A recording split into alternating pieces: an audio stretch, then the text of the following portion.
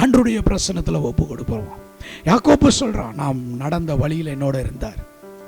அவன் நடந்த வழி எல்லாம் தேவன் அவனுக்கு நியமித்த வழி. அவனுக்கு தேவன் நியமித்த வழி. எப்படி சொல்றீங்க? இப்ப யோசேப்பு எகிப்தில் இருக்கான்னு அவனுக்கு தெரிஞ்சிருச்சு. என்ன பண்ணியிருக்கலாம்? நேசகுமாரன் புறப்பட்டு போயிருக்கலாம்ல. 46 பாருங்களேன், தனக்கு உண்டான யாவற்றையும் சேர்த்து கொண்டு அவன் எகிப்துக்கு போல பெயர் சபாவுக்கு போனான். 46 பெயர் சபாவுக்கு போய் அங்க கர்த்தருக்கு பலி பீடம் கட்டி அங்க கர்த்தரை அவன் தொழுது கொள்றான். 45 கடைசியும் 46 ஃபர்ஸ்டும் வாசிக்கணும்.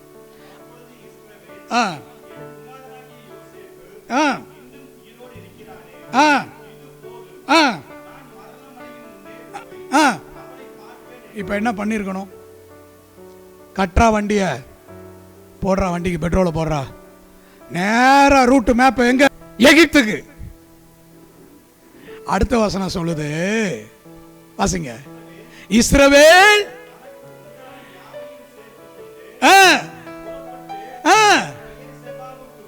ஏன் அங்க தரிசனமான கர்த்தர் ஒருத்தர் இருக்காரு, லீடிங் கொடுக்கிற கர்த்தர் அங்க இருக்கிறாரு, பாதை காட்டுகிற கர்த்தர் அங்க இருக்கிறாரு. புரிஞ்சா உங்களுக்கு? யோசேப்பு முக்கியம்தான். யோசேப்பை விட என் வழியில என்ன நடத்துற கர்த்தர் எனக்கு ரொம்ப ரொம்ப முக்கியம் ஐயா.